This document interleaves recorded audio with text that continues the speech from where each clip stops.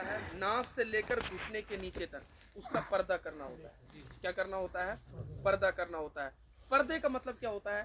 یہ چاہے وہ زندہ ہو چاہے مردہ ہو, زندہ انسان کا بھی ناف سے لے کر گھٹنے کے نیچے جو حصہ ہے, ایریا ہے, اس کو دیکھنا جائز نہیں, یہ حرام ہے. تو جس طریقے سے زندہ کا حرام ہے, اسی طریقے سے مردے کا بھی ہم نہیں دیکھ سکتے ہیں. اس کے لیے کیا ہونا چاہیے؟ اتنا موٹا کپڑا ہونا چاہیے, اتنا موٹا کپڑا کہ یہاں سے لے کر نیچے تک, اور اس کو بعض لوگ کیا کرتے ہیں ایک ہی طرف سے ڈالتے ہیں, بلکہ کوشش کریں کہ اس کو جسے تہمند نہیں باندھتے ہیں اس انداز سے اس کو باندھے دونوں طرف سے, اور اتنا موٹا ہونا چاہیے جب پانی پڑ جائے تو وہ جسم سے چپک نہ جائے, کیونکہ جب وہ جسم سے چپک جائے گا تو جو جسم کی حیت ہے وہ نظر آئے گی اور وہ چمکے گی, تو ظاہر سے بد نگاہی ہوگی.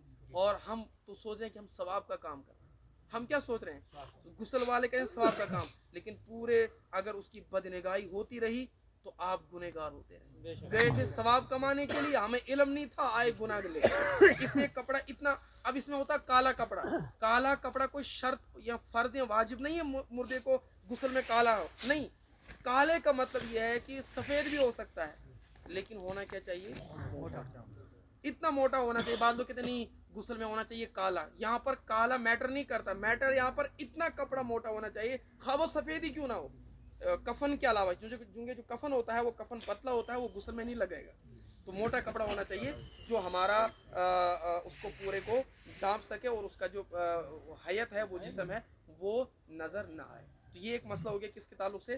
غسل کے تعلق. جب بھی آپ غسل دیں, اور غسل میں ہر ایک کوشش کیا کریں کہ میں غسل دوں, ہر ایک کوشش کریں, کیونکہ غسل میں ہمیں کوئی بوجھ نہیں اٹھانا ہوتا ہے. بس اسی انداز سے ہم نے پہلے وضو کرانا ہوتا ہے, جو ہم عام اپنے آپ وضو کرتے ہیں اس سے اندر وضو کرانا ہوتا ہے. اچھا, استنجا کی یہاں بات ہوتی ہے. بعض لوگ کیا کرتے ہیں ڈھیلے لیتے ہیں استنجا کراتے ہو. یہ مٹی لینی کوئی فرض یا واجب نہیں ہے. شاید پچھلے جمعہ کو میں نے کچھ لوگ جو تھے میں نے بتایا بھی تھا کہ اس تعلق سے, تو یہ مردے کو مٹی لیتے ہیں, اور مٹی لینے کے بعد پھر کیا ڈالتے ہیں؟ پانی. دیکھیے مٹی سے استنجا کرنا خواہ وہ زندہ ہو یا مردہ ہو, یہ کیا سنت ہے, یہ کیا ہے. لیکن جب پانی ہو اور مٹی لینے سے مردے کو تکلیف بھی ہو سکتی ہو, اب یہ لوگ سوچتے ہیں یہ ایک شرط ہے, مطلب اپنے بولتے ہیں یہ شرط ہے, شرط پال رہے ہیں.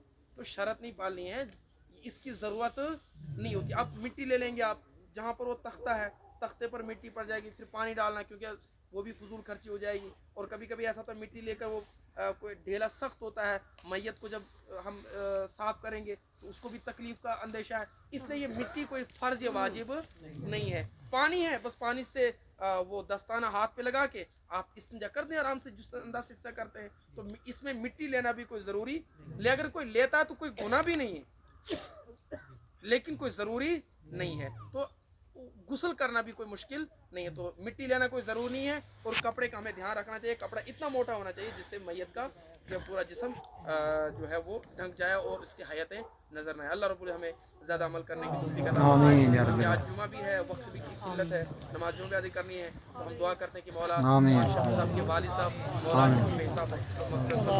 آمین.